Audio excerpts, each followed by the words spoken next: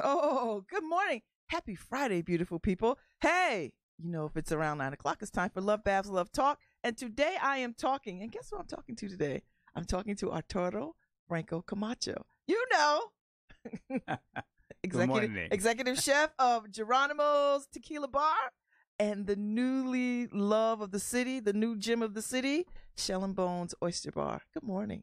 Good morning. It's nice to see you. Glad to be here. It is really nice to see you. Thank you. How's it going? It's going well. Good. Fridays are my favorite days. Is it? Yeah. Why? Francos with Friday. Friday with Francos, and you know we can do a lot of stuff. Okay, so you've got a big career. You have a big career. 5 years on the QE2, which is prestigious. Like that's impressive. Very grateful that I had the opportunity to travel in such a great floating city.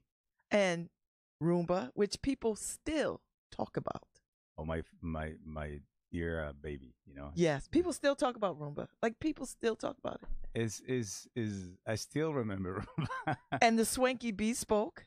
Oh, that was awesome. That oh was my great God! project. Like Great that project. turned the restaurant game on its ear here. Like everybody had to step up their game after Bespoke showed up, right? Like everybody had to swank out a little bit. Well, you know, you motivate people to as you try to motivate yourself to do something different or something that the city can be proud. Mm-hmm. You know, and that is the catalyst to create something new and of course, you know, your you know wide you know, range of curiosity and try to put something that you have learned and bring to new areas, you know. And then you run out to the suburbs and create Suburban. Yeah.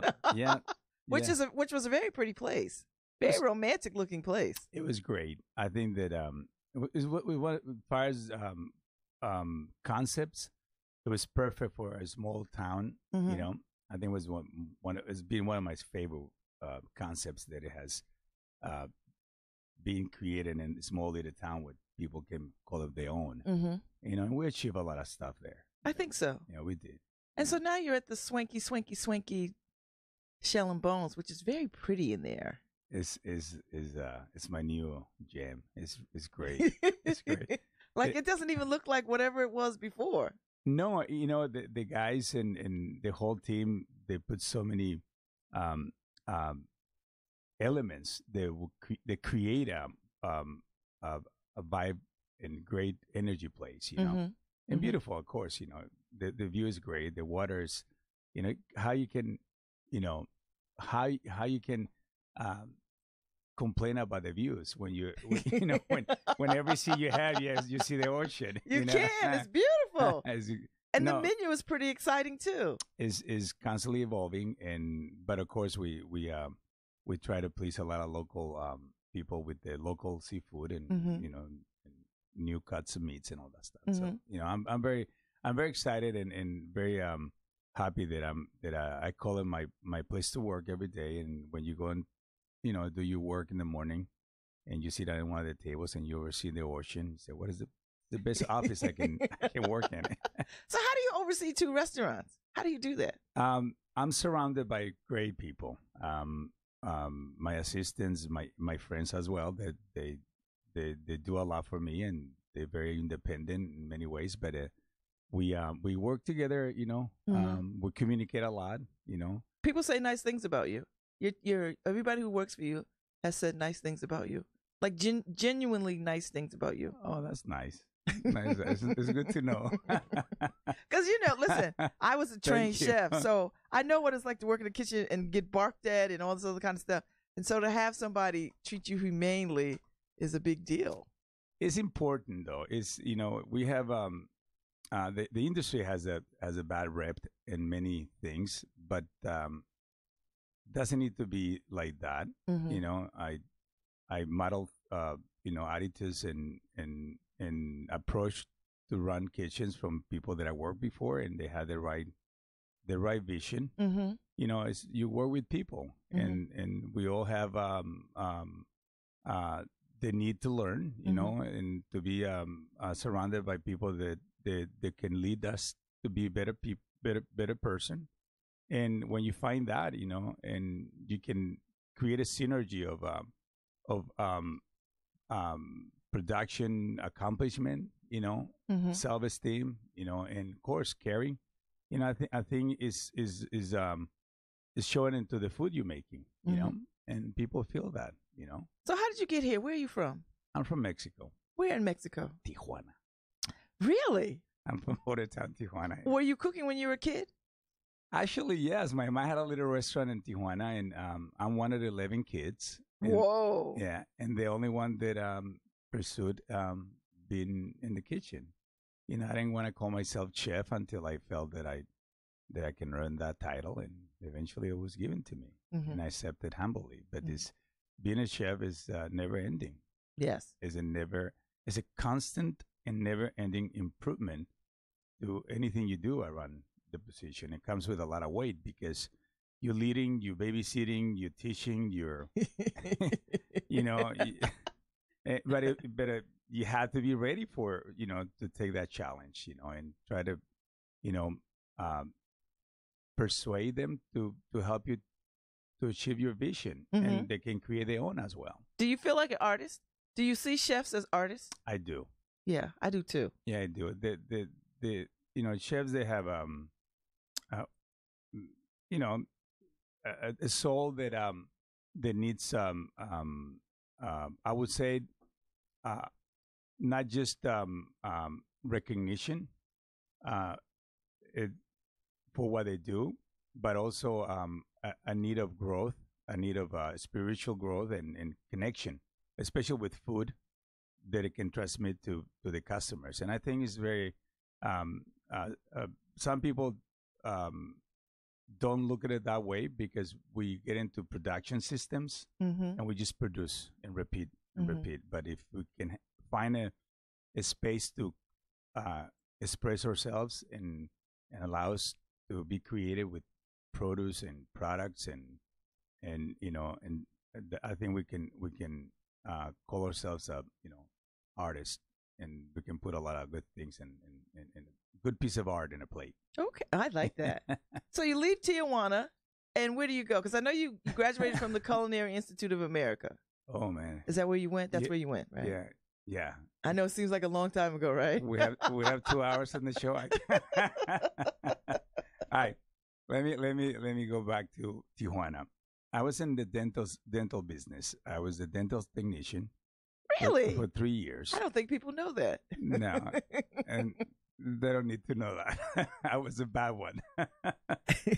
No, you know, I was actually I loved the technical part, but then I got into a dental school and I didn't. You didn't enjoy it. I didn't feel that was me. And I need to see the world. I want to go out there and, you know, and explore. And I was very curious, you know, and I left the dental school and I came to the United States and, you know, pursue what I thought I wanted to do. And I thought was the kitchen. I always wanted to.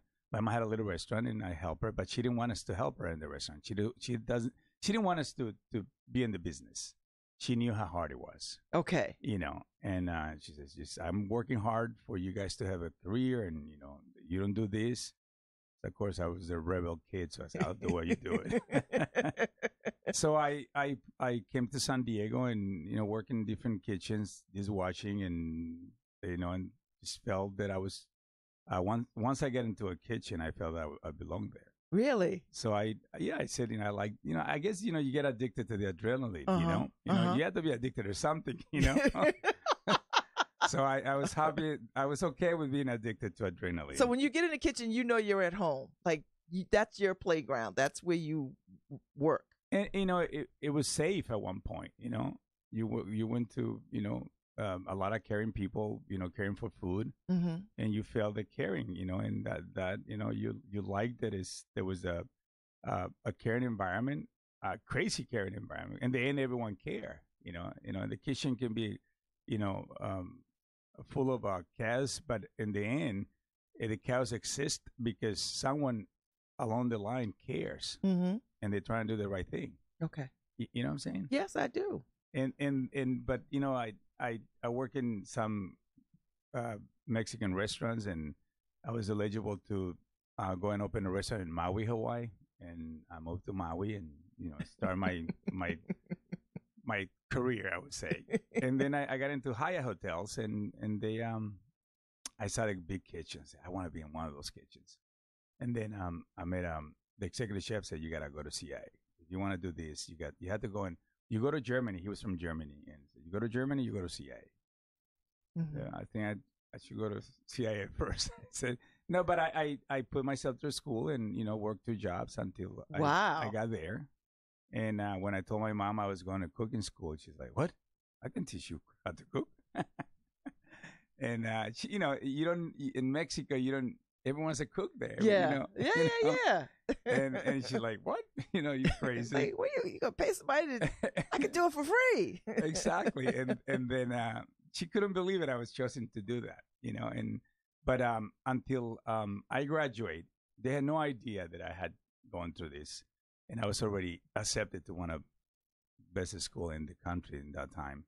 I'm sure still is. When I invited him for my graduation, everyone said, "Your parents came for graduation?" I'm like, "They had to come," And they said, "Well, my parents, they all come, of course." So I started getting it. God, this is the way it works here. So I told my mom, "You're gonna come over." She says, So thank God they were able to come. My dad, my mom, and my 3 brothers. Someone had to bring them because they didn't know how to get here. Mm-hmm. And it was great. They realized that there was something serious for me, and that I took it serious. So I stayed in Manhattan after graduation, and then got opportunity to go to Spain. I worked in Spain for a year and a half, and then moved to France and started.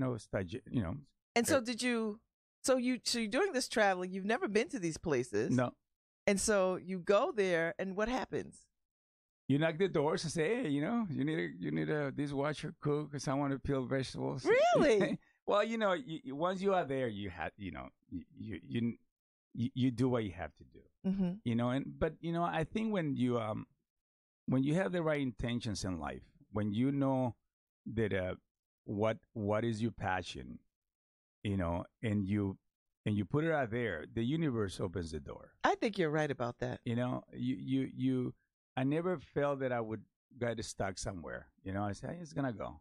Mm-hmm. I felt that everything's gonna be all right. I did it once, I can do it twice. I went to one, I came to a country where I didn't know how to speak the language, and then I can learn somewhere else too. So, once you do it once, you feel that you can do it again. You can do it again, and so that's what kept you going. Absolutely, and then I seen all these phenomenal places and exquisite food and people that care for the art and total different mentality of putting food on the plate and philosophies of tradition and all that stuff. It was just phenomenal for me. Mm-hmm. So I ended up I had to come back to the United States because I only had a green card then, and I had to get back to the States.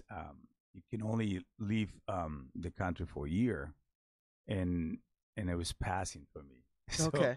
so I had to come back, and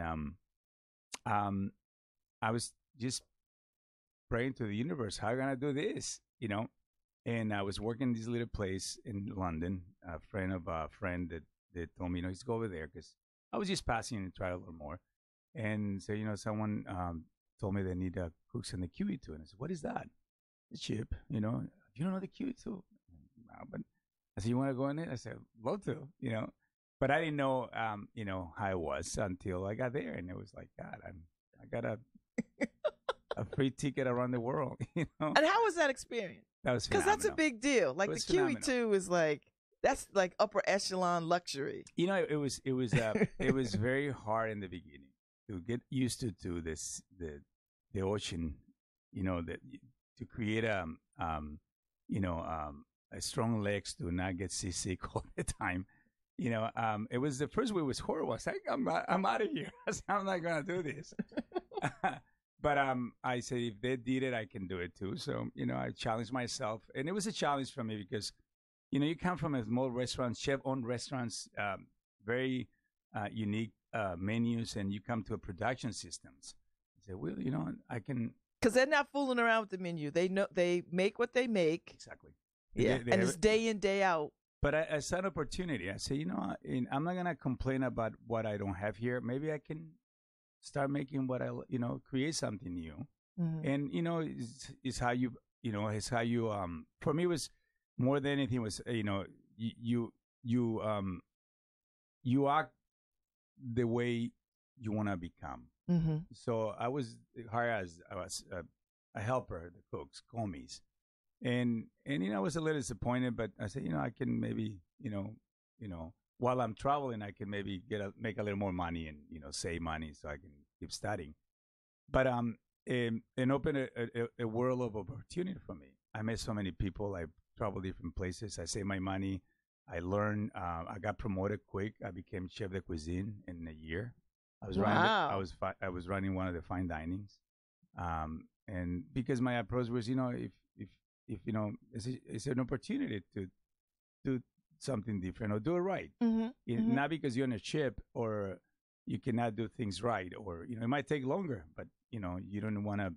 You didn't want it to surround to okay. You say, what, I can do more. I can do better. Mm-hmm. And I became in charge of one of the kitchens there, and became chef de cuisine, and that And you did it for 5 years. Yeah, and every year we were going to new places. So I said, but I set a goal. I said, I'm only going to do it for 5 years. Oh, so you set in your mind already before when you started, you were like, 5 years is my max. Yeah, because then you see how people get used to and stay in the comfort zone. Okay. You become an officer. Okay. And you get your own cabin. You get all your dry cleaning done. And then you come and do the same over and over, and they have menus that this is what you're gonna do, but the experience of traveling, it was phenomenal. Yeah, because I bet you went to some amazing places. Oh, I can tell you, I stayed there. I stayed 6 months in Japan. I stayed in Thailand. I stayed in Australia. I stayed in many places. I stayed because we had contracts where we do 4 or 6 months, and I have a month off. So I said, I'll stay here. And that she will pick me up. Pick me up when pick me up on the way back. Yeah, it was awesome. I couldn't believe I was living the dream. So what was it like to sort of eat all these different foods? Because these had to be foods that you weren't aware of, or had before. You get to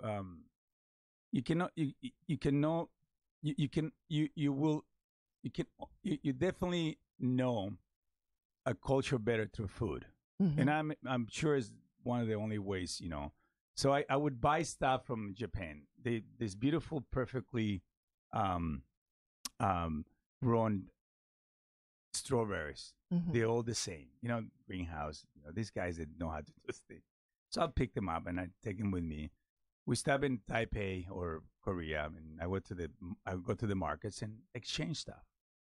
Oh, and it started the idea because I was eating. I had a little basket with me when I was like eating, and this lady, said, can you want to try this? I mean, she didn't say that in English, right? And but I knew what she was trying to tell me, and so but then she looked at my strawberry, so you one, and she gave me one. It was actually an oyster that had been pickled, and I was like, wow, this is phenomenal. Yeah. And then I got the idea of getting stuff with me. And every 2 weeks, we were floating hotel in Japan. Mm-hmm. And we were going to Bali every 2 weeks. Oh. So I would get stuff, in my way and exchange them and create a connection, mm-hmm. And that was awesome. So, I mean, food connects people, connects beyond being at a table with people, connects you in different ways. Mm-hmm. You sit down with a family that offering you the best they have in the house, the ethnicity, they love to do what they do, the love of gathering, and how you can go wrong with that moment. Yeah. How? I love that. Yeah. I love it's universal hospitality to dine with people. Absolutely. And that's one of the great trends right now, ethnic cuisines, ethnic spices in breakfast now. You see, turmeric, you see curry and cauliflower with, poached eggs and top, or, all these things that is making us richer in many ways, through food, and of course, history comes with that. So you get to learn history, how saffron got to the Americas, or how turmeric traveled to other countries, or cinnamon, or you think is native from a country, certain spice, but now it came from another country. And it's very very and then you learn how it got there, who's the the pirates, or the the missionaries, and like in the wine world, the missionaries of Spain and Mexico, they brought the vines and they started producing wine the first time in Mexico in 1500s. But the Spaniards in Spain, they didn't want that because they were doing good wine. Yeah. So they were cutting their profits, and they only allowed it to make wine for consecration at church. So the wine industry in Mexico died, but the missionaries brought it to California, because that was it was part of the New Spain, Mexican area, and the wine world exploded, and the French came and everyone came, and they realized they couldn't grow good wine in the Americas, and but it's that part of that's the richness of what that keeps me open a book all the time and say what is new out there, or what we can of course, and you try to represent it in the best you can with the logistics that you're working with, and the demographics. Now, do you stay up with what's happening in food? Like, do you stay up on what's the new things? Because there's all kinds of people are doing all kinds of things with food. They're using science and technology to cook and all these kinds of things. Do you stay up on top of that kind of thing? I like to know, and I like to learn, but I also you have to be realistic that your demographics is very small to create such a high labor cuisine that you had to charge, and it's not fair in your demographics. It's very few people that love that, and you can introduce little things like that, molecular gastronomy, or do accents in your food, and is what I do. But I know that is not feasible. Okay. Long as long as like sous vide and all that stuff, we know, and I practice that at home, and I do some stuff, in my own. You practice at home? Yeah. You cook at home too? When I have something in my head, yeah, I do great salads.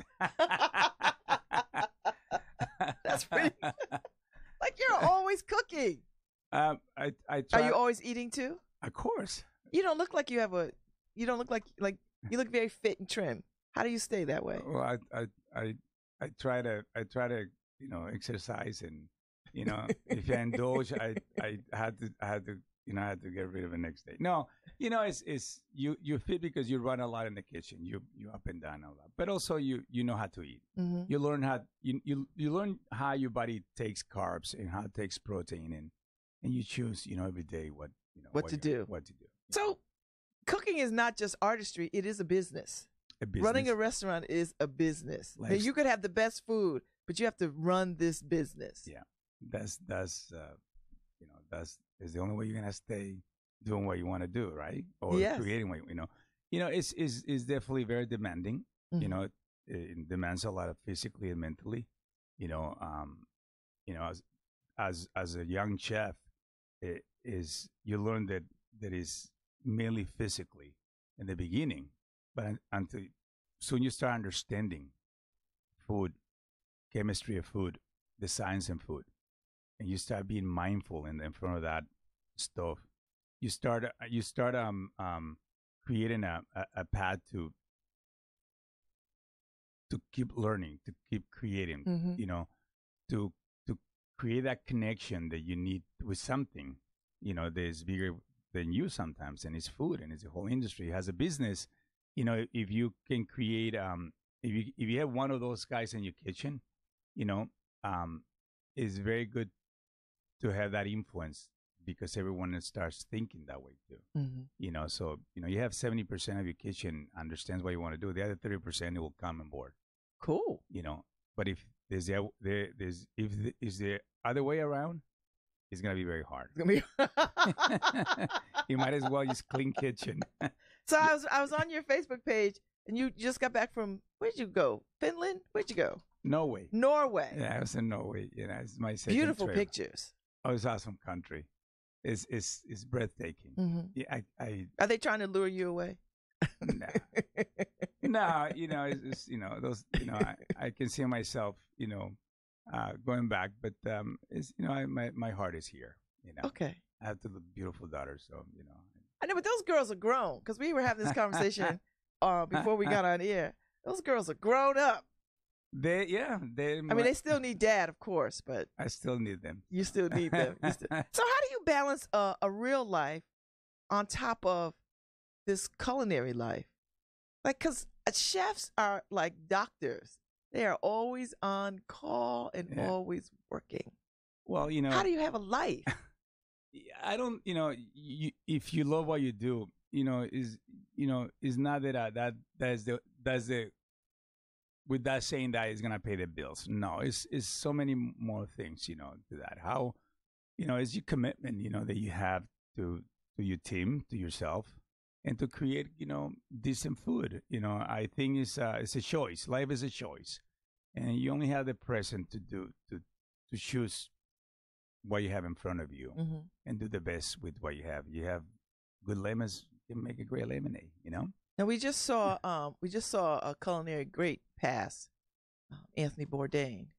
Yeah, that was very sad news. That was very sad news because I enjoyed him a great deal. Yeah, I did too. I thought of myself like I could be like him one day. And I think of you that way too. No, I think of you that way. Oh, thanks. Because of hair? No, you have way better hair. You have the best hair of any man I know. Oh, thanks. And but because you enjoy food and you travel and you seem to enjoy it. I do go beyond the ingredient. I go like I said to you, the history and how I got there, who discovered how to combine this herb with this ingredient and what happened in that moment, or or just was available and became part of a staple, of the country's cuisine, or the region. Now, is there any food that you like better than others? I often ask that question. I like a spicy ethnic cuisines. Any? I like flavor. I like bold flavors. Okay. You're gonna give me a ginger beer, should taste like ginger. If you have if it's roasted garlic and your mashed potatoes, I need to have. You need the roasted. You need to know it's roasted garlic. And it comes with your personality. You like bold flavors. You like to feel it. You want explosions in your mouth when you're like eating, and you try to understand how it became such a great dish. But I it's only two types of foods for me. It's good food and bad food. You choose the one you want. Is there anything that you won't eat? I haven't come out with. Really? You haven't come across it? Yeah. See, there are things that I can't eat. Like I'm not going to eat alligator. Not going to do that. Well, I think I'm not going to eat rattlesnake. I'm not. I haven't come out with that with that dilemma. Should I eat it or not? I said, let me try it. Really? Yeah, and I'll try it. I see. I have a limit. Good for you. Like, no. I think is for me, try it once. If you don't like it, just don't eat it again. Yeah.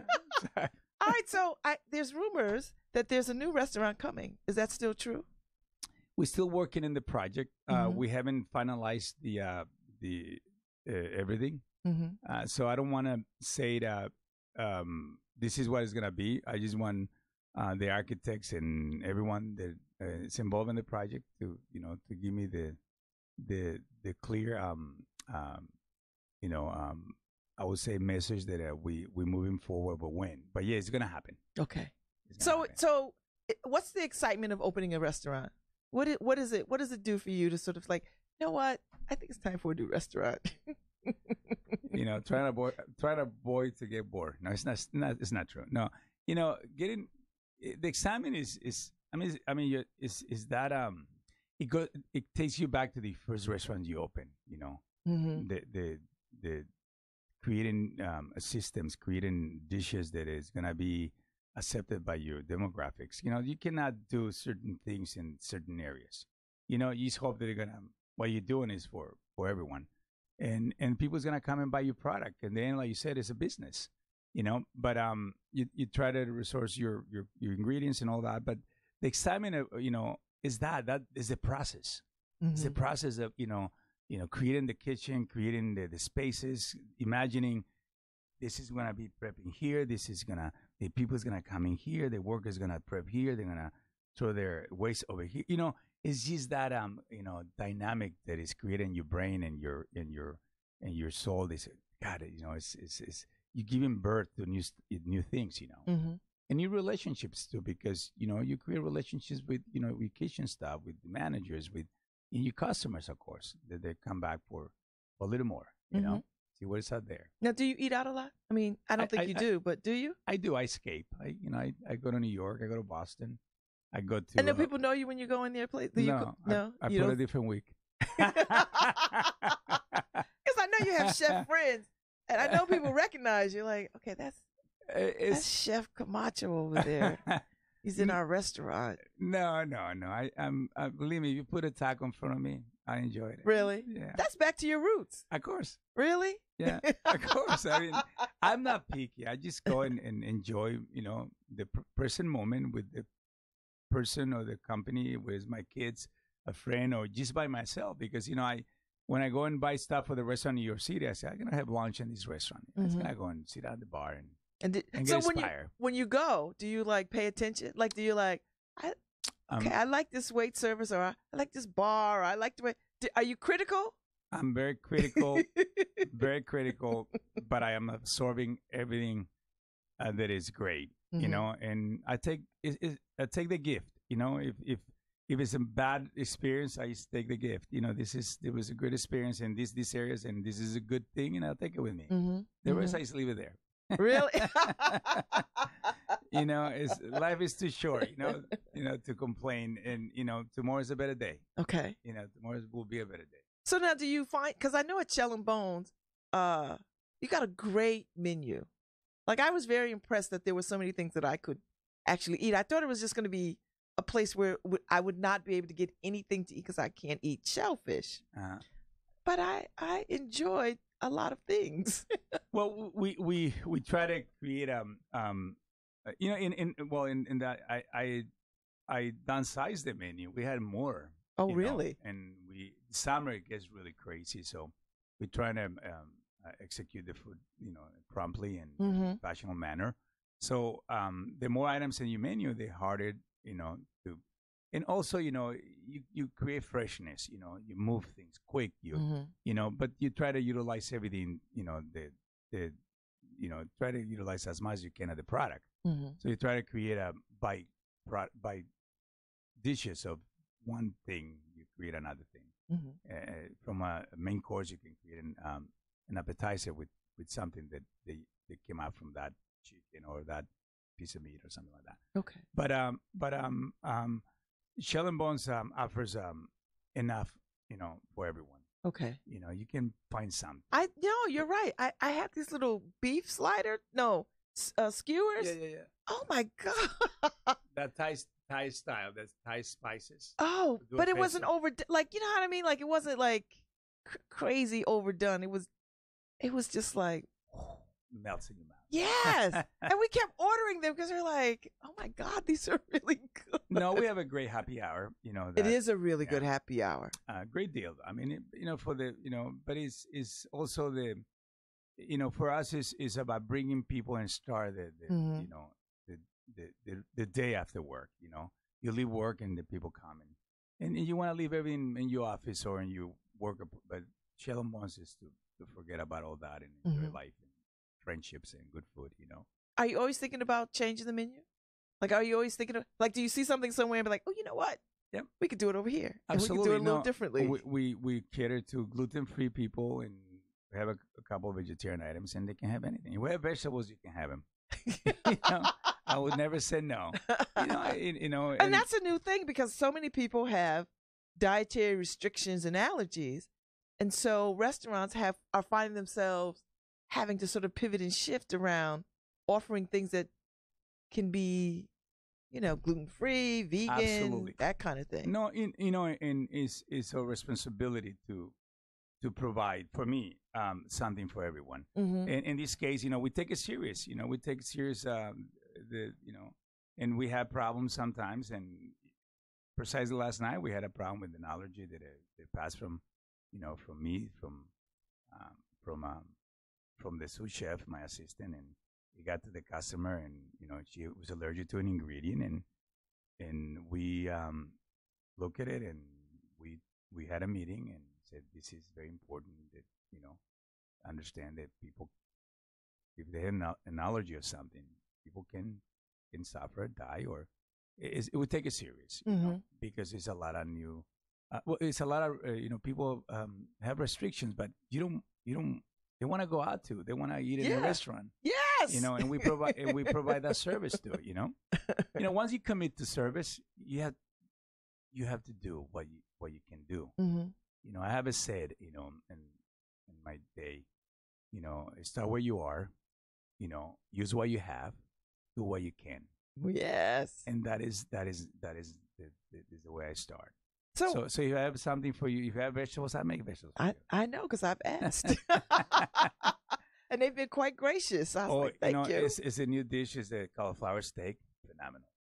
Ooh, now I got to come over there. Now I got to run over there. And... For all those vegetarians and vegans, it's a good option. It's a good option.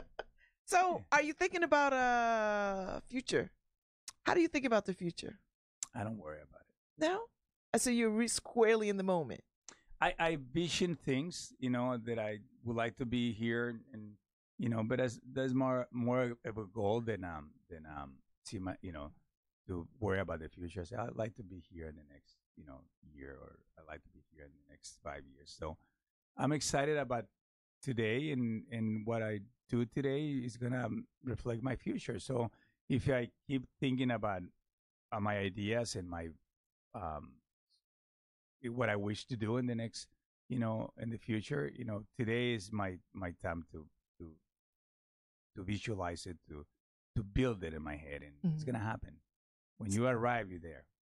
Any thoughts to a cookbook or a memoir?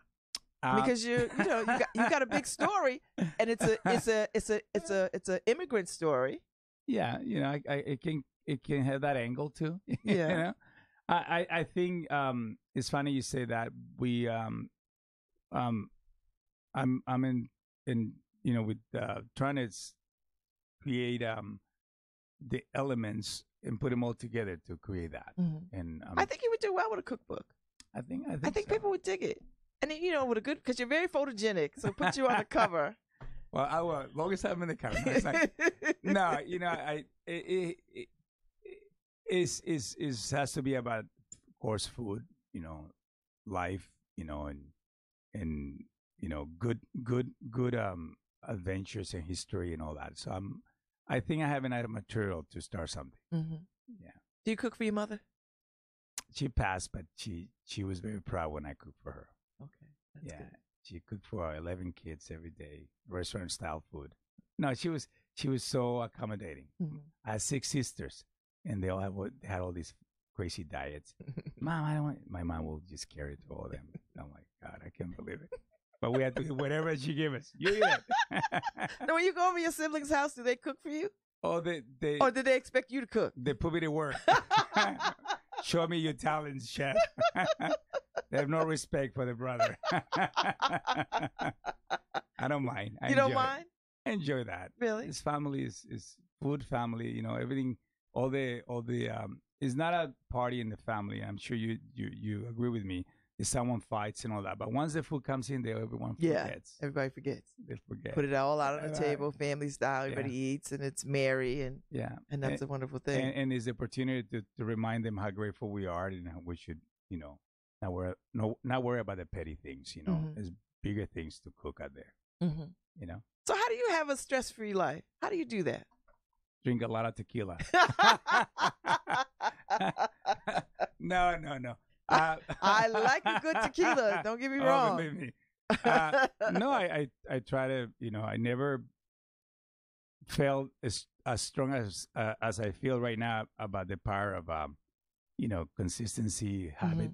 Get up early and do my walks and go to the gym and, take a couple minutes, to meditate, and then your day starts. So that helps a lot. And also helps not worrying about the little things. And did you learn this as you were going along? Yeah. Okay. Yeah, you didn't get taught those things in school. So if you had some words to say to young chefs out there who are on the fence about, because there's some good culinary programs around town, right? There's Concat, and there's a couple of other places, and young people, and the culinary game has elevated since I was a culinary student 30 years ago.